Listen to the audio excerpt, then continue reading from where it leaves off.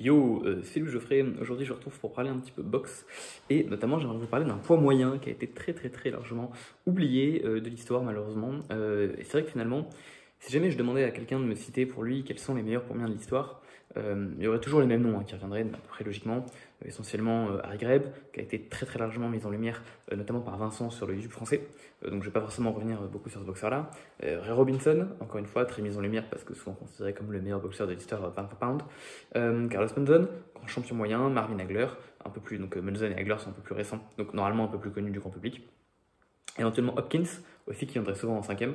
En général, les 4 premiers sont dans des ordres à peu près des ordres après aléatoires, il n'y a pas forcément de classement exact. En général, Hopkins qui vient en cinquième, avec une carrière extrêmement bonne chez les moyens à la fin des années 90 et au début des années 2000. Et ensuite, c'est un petit peu plus fouillis, on entend pas mal de noms.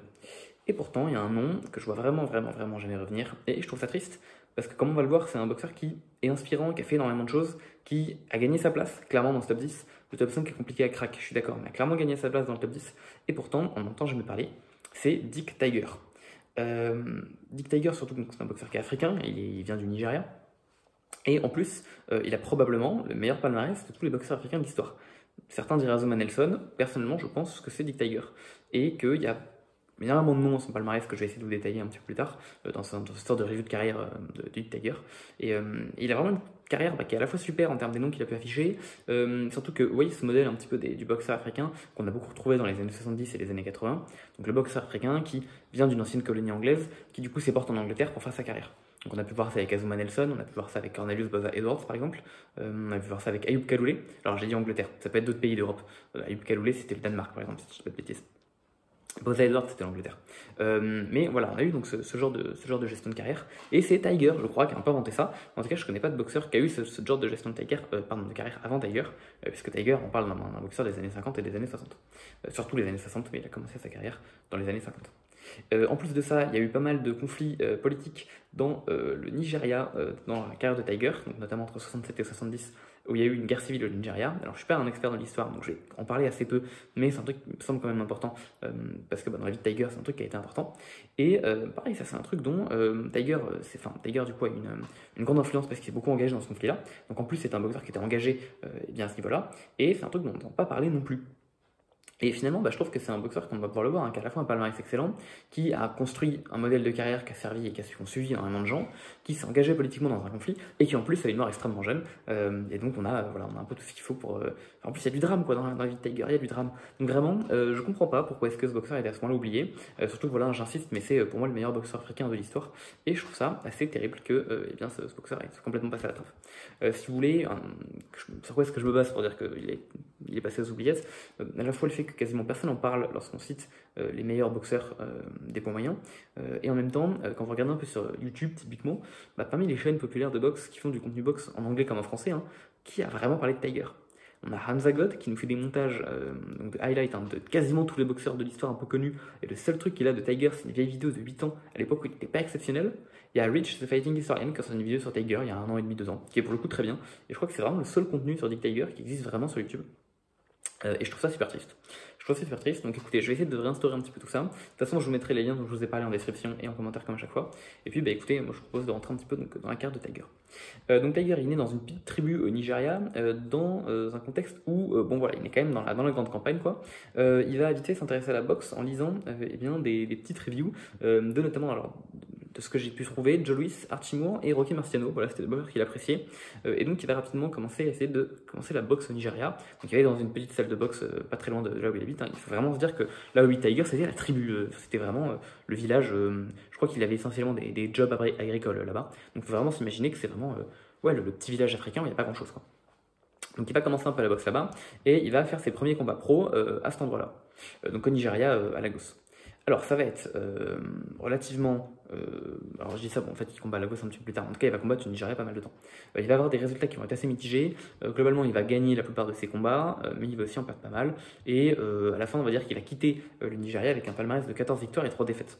Alors ça reste très bien d'avoir un palmarès comme ça, surtout quand vous regardez un petit peu les noms, genre il y a un boxeur qu'il a affronté qui s'appelle Superhuman Power, qu'il a battu vers une décision en 8 rounds, un mec qui s'appelait Mighty Joe. Bon voilà, il y avait des noms un petit peu rigolos, mais voilà, c'était Nigeria, c'était pas la terre de boxe la plus développée, mais malgré tout, en 14-3, il est clairement pas en train de dominer complètement sa scène nigérienne, mais il y a quand même des gens qui perçoivent en Tiger un certain potentiel, et il va donc être ramené en Angleterre sur la deuxième partie de l'année 1955. L'objectif, ça va être de, et donc c'est là qu'on va commencer à avoir ce genre de carrière, on va venir chercher des boxeurs en Afrique pour ensuite les ramener en Europe pour avoir des constructions de carrière un petit peu plus solides. Donc là, il va essayer de combattre en Angleterre, mais ça va être compliqué. Ça va être compliqué pour Tiger, essentiellement parce que, alors pareil, c'est un peu débile, j'ai l'impression que c'est le genre de choses que les gens oublient quand on regarde les palmarès maintenant. Mais le mec qu'on a arraché à son climat et à le pays dans lequel il a toujours vécu, il est loin de sa famille, il est loin de tout le monde, il n'a pas de potes, c'est compliqué. C'est compliqué pour Tiger, et donc il arrive et il perd 4 combats à la suite. Donc il va passer de 14-3 à 14-7 immédiatement. Il gagne pas un combat, c'est simple, entre décembre 55 et mars 56, il gagne pas un combat. Heureusement, il va commencer à s'acclimater un peu au pays et les victoires vont commencer à fuser. Il va commencer à gagner énormément de combats, il va en perdre certains, donc notamment contre Alan Dean, mais bon, il va prendre sa revanche juste après et il va pouvoir confirmer ensuite même par 2 fois en le rebattant encore derrière. Donc il va commencer à construire un petit peu un palmarès un peu plus précis et parmi les grosses victoires qu'il va avoir à ce moment-là, il a affronté un type qui avait à l'époque seulement 2 combats professionnels mais qui était déjà considéré comme étant un bon prospect anglais, un certain Terry Downs, donc il va affronter en 1957 en 8 rounds, et sur un combat de 8 rounds, et Tiger va le mettre KO au 5e. Alors en fonction des sources, soit c'est un KO 5, soit c'est un retirement corner au 6e round de Terry Downs. Donc on ne sait pas trop, ça pourrait être, on va dire que les archives sont un petit peu divisées. En tout cas, ce qui est sûr, c'est qu'il va réussir à arrêter Downs entre le 5e et le 6e round. Et c'est vraiment impressionnant parce que quand on sait que seulement 3 ans plus tard, Downs va réussir à devenir champion du monde des poids moyens, donc un champion contesté, il ne sera pas champion contesté, il sera champion contesté, en battant Paul Pender, c'est quand même quelque chose de très bien, parce que Dick Tiger fait ça seulement 3 ans avant. Et Paul Pender, c'est peut-être pas un nom qui vous dit grand chose, c'est un type qui a quand même battu 2 fois Robinson, et c'est le premier gars qui a pris le titre des poids moyens Robinson, sans que Robinson soit capable de le récupérer derrière. Et on peut argumenter que c'est le gars qui a fait passer Robinson de... Alors, en vrai, certains diraient Basilio, mais en tout cas, c'est le boxeur qui marque vraiment le passage de je suis Robinson, le champion du monde des poids moyens, j'appartiens au top niveau, à je suis Robinson, un très bon contenders moyen, mais j'appartiens aux contenders. Et donc, c'est vraiment lui qui va, également avec Basilio, mais commencer à amorcer un petit peu toute cette décadence de Robinson. J'aimerais également beaucoup parler de Paul Pender. Malheureusement, il y a encore très peu d'infos, enfin en tout cas, j'ai assez trouvé peu d'infos sur ce boxeur actuellement, mais si j'en trouve un peu plus, je sais ça, je vous en parlerai plus en détail, parce que son histoire est intéressante. Dans tous les cas, Tiger, donc après avoir gagné contre Terry Downs, qui, je vous l'ai dit, futur champion des poids moyens, c'est pas n'importe qui, va continuer d'enchaîner pas mal de victoires, tant et si bien qu'il va finir par se retrouver à un moment avec un palmarès de 32 victoires, 10 défaites et une égalité. Donc vous voyez qu'il est quand même bien remonté, il était en 14-7, il est repassé en 32-10-1, donc ça gagne pas mal. Et ce qui fait qu'à la fin de l'année 1958, il va pouvoir émigrer aux États-Unis. Donc vous voyez qu'il change encore d'endroit. Encore une fois, il va avoir besoin de s'acclimater un petit peu puisqu'il va commencer avec une égalité tôt 1959 contre Rory Calhoun, mais il va très vite avoir droit à sa revanche qui va perdre cette fois-ci par décision partagée. Maintenant, attention, cette décision, alors évidemment, j'ai pas vu d'image du combat. Maintenant, de ce qu'on a pu voir, notamment parce que la foule a été très très mécontente du résultat, il semblerait que Tiger ait en réalité gagné ce combat. Et en effet, c'est des choses qui vont commencer à pas mal hanter la carrière de Tiger, c'est que c'est un Nigérian, il n'est pas américain, il n'est pas anglais, et même s'il parle anglais, il a quand même un accent africain prononcé, et puis il est noir. Et déjà que, on rappelle qu'il combat à une époque où c'était l'époque de Mohamed Ali, hein. Le premier Mohamed Ali, là, on parle de combat qui sont en 59 si vous voulez, donc je dis Ali parce que le gros de la carrière de Tiger sera en même temps que la carrière de Ali, en tout cas la première carrière de Ali. Mais là on parle d'un temps où en fait Ali, il n'est même pas encore allé au JO. Donc forcément il y a encore pas mal de problèmes avec les athlètes noirs, et vous vous doutez encore plus avec les athlètes africains, et Tiger va vraiment subir cette injustice pendant sa carrière. Peut-être d'ailleurs parfois qu'il la sentira un peu trop, là où parfois peut-être elle n'est pas. En tout cas, ce qui est sûr, c'est qu'il a clairement eu des soucis, et qu'il a clairement été désavantagé dans pas mal de ses combats, et on peut le retrouver notamment sur cette défaite contre Rory Calhoun. Malgré tout, il va continuer assez vite de repartir sur un bon pied, notamment avec une victoire contre Gene Armstrong, et surtout il va à ce moment-là échanger une paire de victoires et défaites contre Joey Giardello. Il faut savoir qu'à ce moment-là, il n'y a pas grand monde qui voulait affronter Tiger, parce que c'est un combattant qui était vu comme dangereux et pour autant pas très attractif, parce que qui veut affronter le mec africain, quoi. Et donc Joey Giardello a eu les cojones, quoi, de prendre un combat contre Tiger à ce moment-là, ce qui est plutôt noté. Et à partir de là, pour Tiger, ça va être alors en fait presque après, parce que donc il va ensuite réaffronter Holly Mims. En fait à partir de là, ce qui est génial, c'est quasiment tous les combats de Tiger c'est des noms, c'est ça qui est assez impressionnant. Il va affronter Holly Mims, qui est un super challenger pour moyen, qui a jamais eu sa chance au titre, mais qui était vraiment très bon. Il va le battre par décision majoritaire en 10 rounds. Il va affronter Jim Armstrong, qui va rebattre par décision. Il va affronter Victor Zalafar, qui va également, gagné par décision partagée. Et puis ensuite, il va perdre son titre, alors des Commonwealth, donc qui était un peu le titre anglais. Il était champion moyen pas d'Angleterre, mais vous avez compris quoi, de l'Empire Commonwealth. Et il va perdre ce titre-là. Il va le perdre contre Wilf Greaves. Et encore une fois, ce combat, c'est une défaite, mais avec donc il y a pas une grosse étoile à passer à côté de cette défaite, parce qu'énormément de gens considéreront que malheureusement, Greaves n'aurait pas dû gagner ce combat. Donc heureusement, une revanche sera réorganisée assez vite. Et cette fois-ci, Tiger va l'emporter par KO au 9ème. Donc tout est bien qui finit bien. Mais c'est une deuxième défaite sur le palmarès de Tiger qui peut-être n'en est peut-être pas finalement vraiment une. À partir de là, donc, Tiger va commencer probablement son run le plus impressionnant. Il va prendre énormément de noms, il gagne énormément par KO. Donc entre autres, il va réaffronter Jim Armstrong qui va mettre KO au 9ème round. Il va affronter Florentino Fernandez, contre qui il va gagner par TKO au 6ème. Et surtout, il va affronter Henry Hank qui va gagner en décision en 10 rounds. Alors Henry Hank, c'est un autre boxeur qui est complètement oublié. Pourtant, il avait un style qui était super. C'était un fan de Henry Armstrong, c'est pour ça qu'il ait pris le nom de Henry. Et c'est un type qui n'a jamais eu de chance mondiale. Il aurait dû en avoir une contre Harold Johnson pour le championnat des poids mi-lourds. Mais il l'a pas eu parce qu'il s'est fait mal à l'entraînement. Donc finalement, c'est Willy Pastrano qui l'a eu et c'est Willy Pastrano qui a remporté le titre. Comme quoi, mais Henry Hank est un boxeur qui aurait plusieurs fois pu être challenger mondial. Et notamment à ce moment-là, c'était une sorte de demi-finale mondiale entre Henry Hank et Dick Tiger. Un combat que va remporter Dick Tiger. Et donc, Tiger va avoir la chance d'affronter le champion du monde. À ce moment-là, les champions du monde, il y en a deux. On a donc Paul Pender, qui a vaincu deux fois Robinson, puis qui a échangé des paires de victoires-défaites entre Derry Downs. Et il y a Gene Fullmer, qui est un type qui, en tout, a affronté 4 fois Robinson, a gagné contre lui 2 fois, a fait une égalité, et a perdu une fois par KO au 4ème sur probablement le plus beau crochet gauche de l'histoire de la boxe. Et c'est plus, ce que j'essaie de dire par là, c'est que c'est plus un coup prodigieux de Robinson que réellement un combat mauvais de Fullmer. Donc Fullmer, c'est un combattant qui est exceptionnel, qui du coup a accroché extrêmement bien Robinson, et jusqu'à présent, Robinson il a perdu contre lui, mais parce que Robinson est Robinson, et qu'il a sorti probablement le meilleur crochet gauche de l'histoire. Donc si vous voulez, Gene Fullmer, c'est quand même un client. Ils vont s'affronter pour les titres WBA, des poids moyens, et donc ils vont s'affronter aux US, et c'est Dick Tiger qui va remporter un combat serré, mais qui va remporter un combat quand même, par décision, en 15 rounds. Dick Tiger, à ce moment-là, devient donc champion du monde des poids moyens, WBA, donc il est encore champion du monde contesté. Simplement, son championnat du monde va assez vite passer comme incontesté, parce que Paul Bender va se retirer des rings avec son titre NYSAC, qui deviendra plus tard le titre WBC. Et donc, ce titre va être déservé, va être donné en fait à Dick Tiger. Donc voilà, c'est à moitié un email champ, c'est marrant de voir qu'il y avait déjà ce genre de magouille à l'époque. Et donc à ce moment-là, Dick Tiger devient le champion incontesté des poids moyens. C'est quand même pas mal, on parle d'un type qui est né dans une tribu et qui s'occupait de poules quand même à la base. Donc on est quand même sur pas mal un beau glow-up. À ce moment-là, il a un palmarès après cette victoire contre Fullmer, de 46 victoires pour 14 défaites et 2 nuls. À ce moment-là, Fullmer et Tiger vont se réaffronter pour le championnat incontesté des poids moyens. Et ce combat va être extrêmement serré, ça va se solder par une égalité. Le combat est vraiment serré. Et enfin, les deux vont donc avoir leur troisième combat. Ce troisième combat va se dérouler au Nigeria. Ce sera la première fois que Tiger va retourner au Nigeria pour défendre son titre devant son peuple. On peut imaginer un peu la fierté d'un homme qui est parti du Nigeria avec quasiment rien, qui arrive en Angleterre avec quasiment rien, puis qui a réussi à faire carrière suffisamment bien aux États-Unis pour finalement pouvoir défendre ses titres devant son peuple. Tiger était motivé comme jamais. Il a détruit Fullmer qui a perdu par corner retirement, donc il a abandonné à la fin du 7ème. C'est un truc qui est vraiment exceptionnel, ce qu'a réussi à faire ici Dick Tiger. Gene Fullmer s'est avoué complètement vaincu dans ce combat-là, tant et si bien qu'il dira qu'il aurait pu avoir sa mère et son père comme juge et arbitre du combat. Il aurait quand même perdu contre Tiger. Donc c'est évidemment un message très fort combat Tiger cette année-là. Et alors que je ne dise pas de bêtises, je sais plus si c'est 62 ou 63, je vais vérifier, mais je sais qu'il est sacré, voilà, j'avais oublié de le dire, je pensais que c'était 63. Il est sacré combattant de l'année également lors de l'année 1962. Dick Tiger. Donc sacré combattant de l'année en 62, donc justement parce qu'il a réussi à vaincre Florentino Fernandez par TKO 6, Henry Hank par décision 10 et Gene Fullmer par décision 15. Être sacré combattant de l'année, c'est pas rien, et c'est le premier combattant africain qui est sacré combattant de l'année.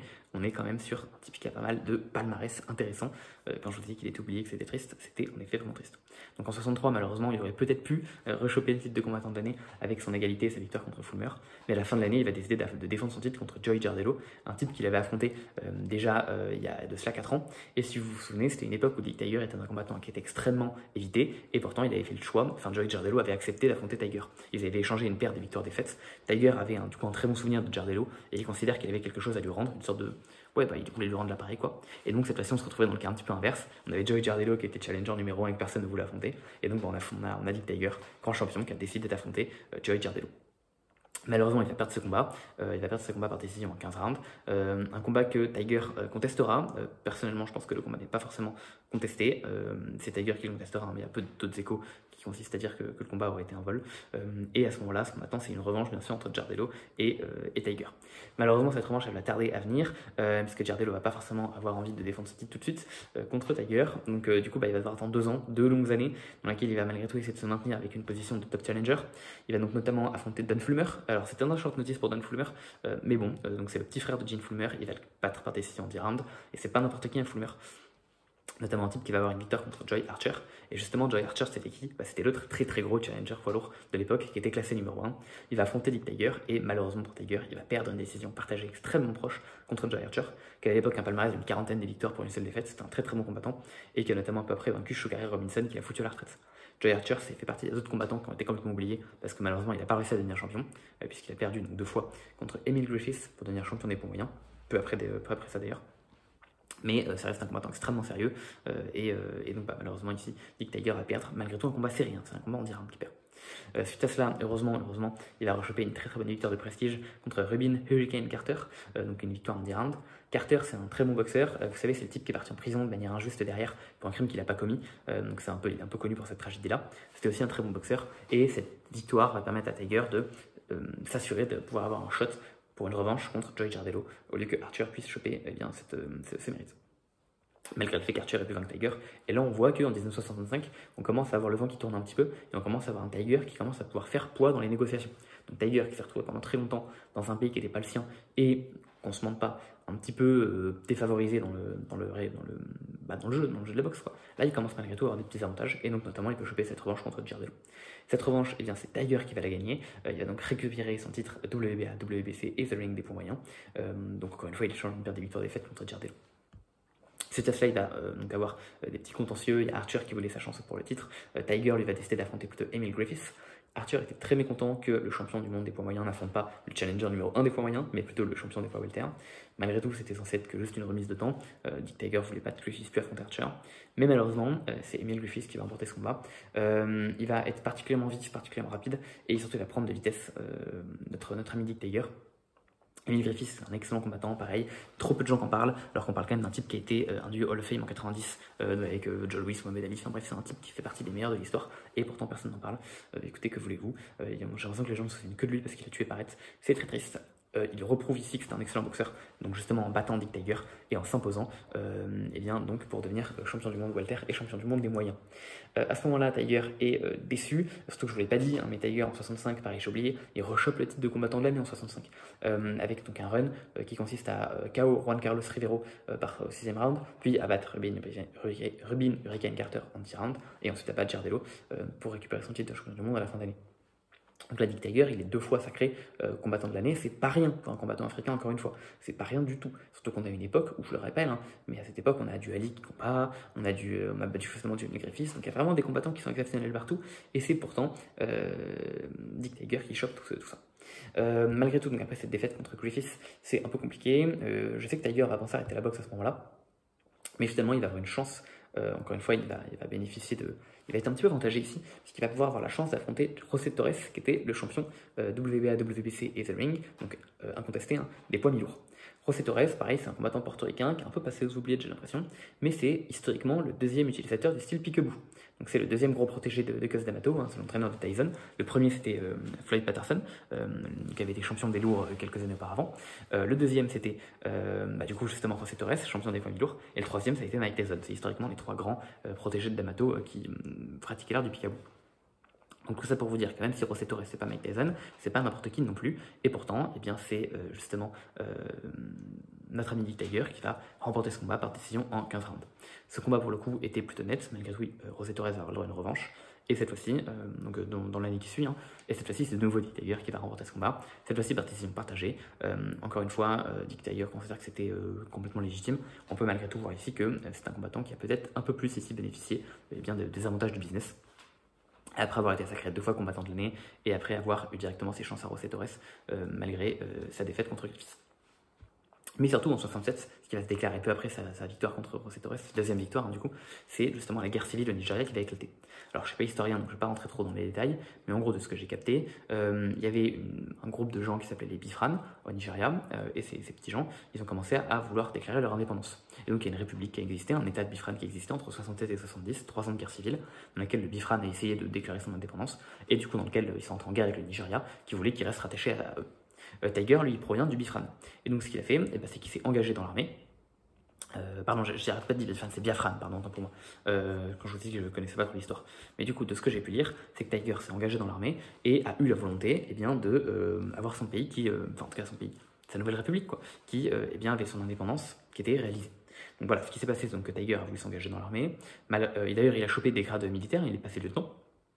Malheureusement, ou heureusement, ses supérieurs lui ont dit qu'il aurait une utilité bien plus grande pour faire reconnaître leur combat aux États-Unis, justement en continuant la boxe, en restant champion et en parlant de cette guerre civile au Nigeria, guerre civile dans laquelle les États-Unis n'ont jamais intervenu. Et justement, du coup, Dick Tiger a quitté son pays pour décider d'aller jusqu'aux États-Unis, continuer de défendre son titre, continuer de se combattre pour faire parler de ce conflit et essayer de ramener un petit peu de monde du côté de l'opinion des Biafran. Son but c'était de capturer le cœur de l'opinion publique. Donc ça rappelle ce qu'ont pu faire énormément de grands champions qui ont pris des partis politiques. Je sais que certaines personnes critiquent Usyk pour ses prises de position en vertu de la guerre en Ukraine. Je vous rappelle que Ali a fait la même chose contre la guerre du Vietnam. Les grands champions ont toujours rentrent toujours dans des conflits politiques. Joe Louis a fait la même chose et c'est ce que également va faire Dick Tiger. Il va se ranger du côté des siens et il va décider de combattre sur le ring pour son peuple du Biafra. Il va donc défendre son titre contre Roger House, qui va gagner par TKO en 12 rounds, donc son titre des poids mi-lourds. Hein. C'est pas le boxeur qu'on retiendra le plus, enfin bon voilà, malgré tout. Ce qui est également intéressant à noter, hein, parmi les choses dont je n'ai pas forcément parlé jusqu'à présent, c'est que devenir double champion du monde à l'époque, c'est compliqué. Parce qu'il n'y a pas toutes les catégories qu'on a actuellement. Comme vous pouvez le constater, il passe directement des poids moyens aux poids mi-lourds. On verrait mal le roi des moyens actuellement, Yann Beck, passer directement affronter Bivol ou Beterbiev, hein, le considérer comme étant pas du tout favori. Et il fait ça après une défaite contre Griffith, et il fait ça en étant à seulement 167 livres. Donc en fait, Tiger fait ça en étant en dessous de la limite des super moyens actuels. Donc en gros, est-ce qu'on verrait actuellement Canelo ou Benavidez affronter et gagner contre Bivol ou Beterbiev? Pas tant que ça. Et pourtant, Benavidez et Canelo sont des boxeurs qui sont considérés comme excellents. Donc vous voyez un petit peu que quand même ce qu'a réalisé Tiger, c'est pas n'importe quoi non plus, même si je reconnais que José Torres n'a pas non plus été le meilleur champion du lourd. C'est malgré tout des choses qu'il faut également reconnaître. C'était un très bon boxeur, il était quand même champion, mais c'est pas le meilleur mi-lourd de l'histoire, clairement. En tout cas, ce que je veux quand même dire, c'est que Dick Tiger réalise quand même ici des performances qui sont vraiment exceptionnelles et qui, je pense, ont tendance à être un petit peu, notamment parce que désormais on a beaucoup plus de champions, beaucoup plus de catégories. Devenir champion dans plusieurs catégories, c'est un truc qui est beaucoup moins impressionnant maintenant. Ce que fait Dick Tiger, c'est vraiment impressionnant. Malheureusement, en 68, on va pas lui faire un cadeau, puisqu'on va lui opposer Bob Foster pour qu'il puisse défendre son titre. Et Bob Foster, c'est pas n'importe qui, c'est un type qui était tellement menaçant qu'il a quand même été favori contre Dick Tiger dans ce combat de 68. Donc il a été le betting favorite, c'est lui qui avait la cote, enfin c'est lui qui était considéré comme étant le favori au pari, quoi. Donc c'est pas rien. Et surtout, Bob Foster, c'est une légende des poids mi-lourds. Je vous disais que José Torres était un mec un peu faible. Bob Foster, c'est pas du tout le cas. C'est un type qui rigole pas. On l'appelait le shérif parce qu'il était shérif en dehors du ring. Et c'est un homme, personnellement, je pense que à peu près tout le monde s'accorde pour dire que Foster est dans son top 10 des poids mi-lourds de tous les temps. Je pense que quasiment tout le monde s'accorde pour dire qu'il est dans son top 5. Et personnellement, je l'ai même dans mon top 3, juste derrière Archie Moore et Ezzard Charles. C'est pour vous dire. Bob Foster, c'est en fait un type qui finalement a un peu eu la tragédie des poids mi-lourds, qui s'est désormais transféré en tragédie des poids, des poids cruiserweight, donc de lourds légers. C'est-à-dire des boxeurs qui sont si bons et si dominants dans leur catégorie. Ils sont tellement à ça de la gloire, ils sont tellement à ça d'être dans la catégorie reine, c'est vraiment dommage. Et du coup, ils ont cette tentation permanente de monter en poids lourd pour essayer de faire des trucs. Certains ça marche bien, on l'avait avec Usyk, on l'avait avec Holyfield. Certains ça marche moins bien, on l'a vu avec Bob Foster. Et Bob Foster, toute sa carrière, il va vouloir monter en poids lourd. C'est son objectif. Donc il va passer sa carrière à monter assez redéfenestré en poids lourd, hein, parce qu'il n'a pas de niveau en poids lourd. Il est trop petit, trop léger, pas assez de grande carrure. Donc typiquement, il va se faire battre par Frazier, KO en 2 rounds, il va se faire battre par Ali, par KO, malgré le fait qu'il arrive à le faire saigner, et c'est le seul mec qui arrivera à faire saigner Ali toute sa carrière. C'est la tragédie de Bob Foster. Il va perdre contre Zora Folly aussi, contre Arnie Terrell. Et pourtant, en mi-lourd, il est imprenable. Il est géant, il a une carrure énorme, il est super musclé. Et en mi-lourd, simplement, il n'a jamais perdu dans un combat en dessous de la limite des 175 livres. Donc moi, je le considère comme l'un des meilleurs mi-lourds de tous les temps. À ce moment-là, il est également considéré comme étant un favori, malgré le fait qu'il a déjà quelques défaites, tout en poids lourd. Et ça ne va pas manquer, il va éclater Dick Tiger avec un KO extrêmement violent sur un crochet gauche au 4e round. On peut trouver des images du combat, il met absolument tout son poids sur ce crochet gauche. D'ailleurs, on a interrogé à des reprises Foster sur quel était ce secret de ce crochet gauche, c'était dévastateur. Il y avait du timing et du transfert de poids. Voilà, c'est comme quoi la boxe, même au plus haut niveau, ça se joue dans les fondamentaux. Ce crochet va arriver dans le menton de Tiger qui va s'écrouler. Tiger qui était jusqu'à présent, il avait tapé une seule fois contre Emil Griffiths. Cette fois-ci s'écroule et KO. On ne parle pas d'un KO technique, on parle d'un KO. C'est terrible, il va perdre son titre des poids mi-lourds. Et Bob Foster va devenir un énorme champion qui va régner sur la catégorie pendant 6 ans et faire, je crois, 14 défenses du titre. Donc Bob Foster va devenir un des meilleurs mi-lourds de tous les temps. En attendant, donc coup dur pour Dick Tiger qui a malgré tout envie de choper une revanche contre Foster. Revanche que malheureusement il n'aura pas immédiatement parce que le KO était si impressionnant que les gens pensent que c'est bon, ça sert à rien. De toute manière, Tiger se ferait éclater. Il va donc du coup plutôt prendre un challenger également très bien classé, Frankie De Paula, dans l'objectif de pouvoir regagner sa couronne des mi-lourds. Et on se rappelle, donc encore une fois, il faut une sorte de demi-finale mondiale. De Paula et lui vont faire un combat exceptionnel qui va être sacré combat de l'année.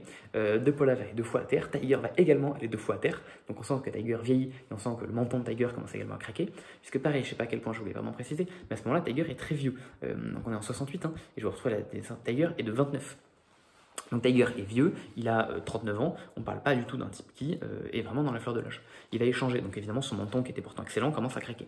Il va échanger 2 knockdowns avec De Paula, donc il va tomber à terre 2 fois, il va également mettre à terre De Paula 2 fois. Il va malgré tout gagner une décision en 10 rounds, combat qui sera sacré, combat de l'année 1968. Donc encore une fois, un autre award par The Ring pour Dick Tiger, qui est un combattant africain qui continue de marquer l'histoire. Suite à cela, malheureusement, c'est De Paula qui va avoir une chance au titre contre Bob Foster. Foster qui va annihiler De Paula par KO au premier round. Donc voilà, c'est une annihilation. Et Dick Tiger qui n'arrive pas à choper sa chance retire au titre, va donc affronter Nino Benvenuti.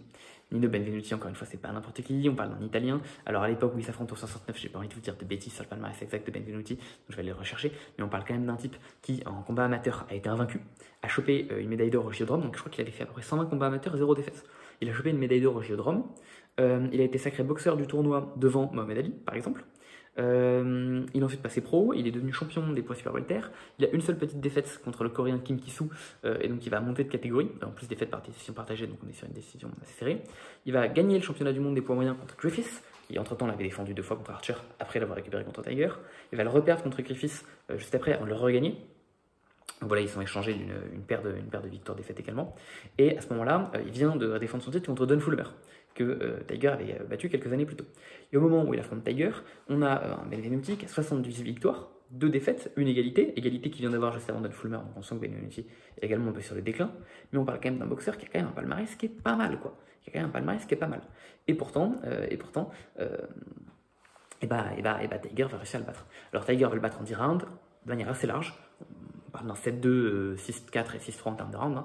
Donc on parle quand même d'une décision qui n'est pas non plus hyper serrée.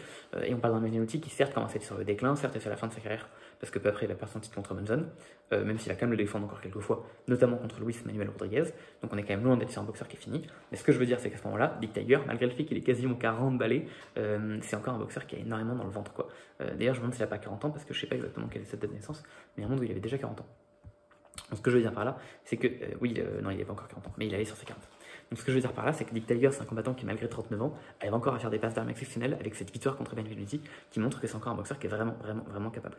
Malheureusement, il va perdre, il va refaire en fait un combat contre Emil Griffiths, qui semble être un peu sa bête noire, combat qu'il va perdre en 10 rounds, et donc ça c'est un peu terrible, hein. Suite à cela, il va avoir de plus en plus de mal à l'entraînement, il va se sentir de plus en plus faible, et il va donc se faire aller passer des examens médicaux, et on va diagnostiquer à Dick Tiger un cancer du foie. Il avait seulement 41 ans. En parallèle, il faut savoir que du coup les Biafrans ont perdu la guerre civile de Nigeria et du coup la République s'est fait écraser et le Nigeria devient de nouveau un pays qui est complètement unifié, donc Tiger perd la guerre. Tiger du coup se fait bannir du Nigeria à ce moment-là. Mais dès lors qu'on apprendra qu'il aura un cancer du foie, eh bien le Nigeria va lever son ban et on va permettre à Tiger de revenir. Il doit faire des petits jobs, notamment d'agent de sécurité, pour réussir à choper suffisamment d'argent pour pouvoir se payer un ticket d'avion. Il va rentrer au Nigeria et il va décéder juste après, en 1971, donc seulement âgé de 42 ans, c'est extrêmement jeune, et donc il va décéder de son cancer du foie. On voit que c'est un combattant qui, malgré tout, en fait, était jusqu'au bout. Il y a 3 ans seulement auparavant, le mec battait Benvenuti, si vous voulez. Donc c'est quand même vraiment pas non plus n'importe qui. Et c'est un combattant qui en fait finalement aura boxé toute sa vie et il n'aura même pas eu le temps de finir sa carrière comme il voulait, parce qu'en fait la mort et la maladie l'auront emporté avant qu'il puisse finir sa carrière comme il voulait, quoi. Parmi les petites anecdotes qui sont rigolotes sur ça, il faut savoir que du coup Tiger, on lui avait fait dans sa tribu des petits tatouages sur son dos et sur sa poitrine. Et on lui avait dit, on te révélera eh bien, la signification de ton tatouage seulement quand tu auras atteint l'âge eh bien d'être sage, c'est-à-dire 50 ans. Et Tiger n'aurait même pas pu les atteindre, donc il n'aurait même pas pu connaître la signification de ses tatouages. On voit que c'est vraiment triste, surtout on voit que c'est un combattant qui vraiment jusqu'au bout avait encore de quoi donner, et peut-être que sans la maladie il aurait pu gagner contre Griffith, peut-être que sans la maladie il aurait encore pu offrir des beaux combats. Honnêtement je doute qu'il aurait pu gagner contre Foster, mais je doute qu'il aurait également pu gagner contre Monzon, mais écoutez, que voulez-vous, hein, Monzon qui était dans l'affaire de l'âge, Tiger qui l'était clairement plus. Mais voilà, ça reste un boxeur qui était vraiment excellent, et je pense qu'il aurait encore pu faire quelques belles affiches. Pour conclure, malgré tout, j'aimerais rappeler un petit peu les noms qu'a pu affronter eh bien, notre ami Dick Tiger. Donc en tout, hein, on a quand même une victoire contre Terry Downs, futur champion des poids moyens, 2 victoires et 2 défaites contre Joey Jardello, dont 2 pour le titre, enfin une victoire pour le titre, une défaite pour le titre. Joey Jardello qui a du coup été champion des poids moyens, une victoire contre Holly Mills, une victoire contre Zalafar, une victoire contre Henry Hank, 2 victoires et une égalité contre Jane Fulmer, dont une par KO, une victoire contre Hurricane Carter, une victoire contre Don Fulmer, une défaite contre Joy Archer par décision partagée très serrée, 2 défaites contre Griffith, dont une où il était déjà touché par son cancer du foie, donc il faut mettre malgré tout un petit peu de contexte sur cette défaite-là, une défaite contre Foster par un KO terrible, mais Foster, je vous ai dit, on rigole pas avec le shérif des mi-lourds. Une victoire contre Benvenuti, à une époque où il était certes sur la descente, mais encore excellent. Une victoire contre De Paola pour un combat de l'année, et 2 victoires contre Torres, dont une assez discutée, mais malgré tout une victoire. En même temps, combattant de l'année en 62 et en 65, et en même temps combat de l'année en 68. Donc un palmarès qui est vraiment exceptionnel, et pourtant que voulez-vous, c'est un combattant qui est oublié. Pourquoi est-ce que Dick Tiger est oublié? Honnêtement, je sais pas. Au début, je me suis dit, en fait, je pense que j'ai plusieurs explications. Une qui me venait, c'est parce que c'était un poids moyen qui s'est fait finalement choper par un welter. C'est Nick Griffith qui a détrôné le grand poids moyen qui était Dick Tiger. Mais en fait, au final, quand on y pense, Robinson, très grand champion moyen, détrôné par Bassidio qui est un welter. Hagler, très grand champion moyen, détrôné par Leonard qui est un welter. Donc, je sais pas trop. Surtout que Griffith aurait une carrière excellente en poids moyen derrière. Donc, je sais pas trop. Je pense que finalement, c'est juste le fait qu'à la fois il soit africain, ce qui ne l'a clairement pas aidé, surtout à cette époque où l'Afrique était pas aussi considérée que maintenant. C'est triste, mais l'Afrique est toujours pas très bien considérée, mais c'était encore pire à l'époque. Et également le fait qu'il finalement il n'est pas le palmarès le plus sexy. 60 victoires pour 19 défaites et 3 égalités. C'est vrai que parler d'un boxeur exceptionnel qu'apportant un combat sur 4 qui est scellé par une défaite, ça semble particulier. Pourtant, j'espère avoir pu remettre dans un contexte pas mal de ces défaites, qui sont pour la plupart arrivées en début de carrière, ou arrivées en fin de carrière quand il était malade de son foie, ou arrivées contre des boxeurs exceptionnels contre Bob Foster, ou Joy Archer, ou Joy Jardello, ou arrivées dans des conditions un peu moyennes, genre Will Griffith. Et c'est vrai qu'au final, il n'y a vraiment pas de moment où on peut vraiment se dire bon allez, c'est vrai que là, cette défaite, c'est vraiment terrible. C'est pour ça que je vous invite toujours à essayer de remettre en contexte des palmarès, et à pas simplement vous arrêter à une photo box-rec. Une très très bonne vidéo de... j'ai mangé son nom, de Rumis Corner sur les Box Rec Warriors qui s'arrêtent uniquement à un screen, il y en a des palmarès des boxeurs, et ça nous montre particulièrement, lui il a pris l'exemple de Jersey Joe Walcott, Dick Tiger en un autre exemple, les très très grands boxeurs du patient, pas besoin d'avoir des palmarès blancs, immaculés, et de ne pas avoir de défaites, c'est vraiment un truc, j'ai l'impression très moderne, de ne pas vouloir choper de défaites dans ce palmarès, probablement mené par Mayweather, et c'est vraiment regrettable. Je vais essayer de bien le formuler, mais globalement, les gens qui n'ont pas de défaites, c'est les gens qui n'ont pas affronté les bonnes personnes. Enfin bon, dans tous les cas, voilà, j'espère que vous aurez pu en apprendre un peu plus sur Dick Tiger, qui a une carrière finalement exceptionnelle. Et pareil, j'aurais pu vous parler de quelques autres trucs, genre comment est-ce qu'on peut savoir que Dick Tiger a été victime de racisme? C'est un truc tout bête, hein, peut-être je terminerai sur ça. On l'appelait Tiger. Tiger parce qu'il est agressif comme un tigre, et puis voilà, et puis le tigre ça vient d'Afrique. Et en fait, non, le tigre ça vient pas d'Afrique, le tigre ça vient d'Inde. Il n'y a pas de tigre en Afrique. Et c'est quand même vraiment génial de se dire qu'on a un type qui était un peu agressif, noir, africain. Du coup, on l'appelait le tigre parce que c'est un animal exotique et que Tiger aussi c'était un peu un animal exotique. C'était comme ça qu'il était vu. Et ça montre quand même un peu les conditions dans lesquelles il a pu se battre. Il y a un autre mec, je pourrais plus retrouver la citation exacte, c'est Rich the Fighting Historian qui en a parlé, qui lui disait si tu continues de perdre, faut que tu arrêtes de perdre parce que sinon on va devoir te renvoyer en Nigeria et tu feras ce qu'ils font là-bas, je sais pas exactement, genre cueillir des noix de coco. Enfin vraiment, on est sur une déconnexion totale de la réalité et malgré ce climat de racisme latent, Dick Tiger a réussi à s'imposer non seulement comme l'un des meilleurs poids moyens de l'histoire, dans mon top 10, mais également comme le meilleur boxeur africain de l'histoire, également comme un combattant qui a réussi à choper 2 fois la titre de combattant de l'année et 1 fois la titre de combat de l'année en 68. Un type qui a été champion dans 2 catégories de poids différents, qui a échangé des victoires contre énormément de noms excellents des poids moyens, qui sont pourtant quasiment tous sous-cotés. Je vous en ai cité beaucoup, Orion, Colin Mims, Gene Fulmer, beaucoup. Et un type qui marque également le début du règne excellent de Bob Foster. Bref, c'est un combattant qui est exceptionnel, pourtant personne n'en parle, et j'espère que cette vidéo pourra à la fois vous faire connaître et vous faire souvenir un petit peu qui est Dick Tiger, le meilleur poids moyen, le meilleur boxeur africain de l'histoire. J'espère que cette vidéo vous aura plu, il y a d'autres boxeurs comme ça dont j'aimerais parler, peut-être un peu plus des années 80, peut-être des noms qui diront un petit peu plus de choses à d'autres gens. Si la vidéo vous a plu, n'hésitez pas à liker, commenter, partager, et moi je vous souhaite une très bonne journée, et je vous dis à la prochaine.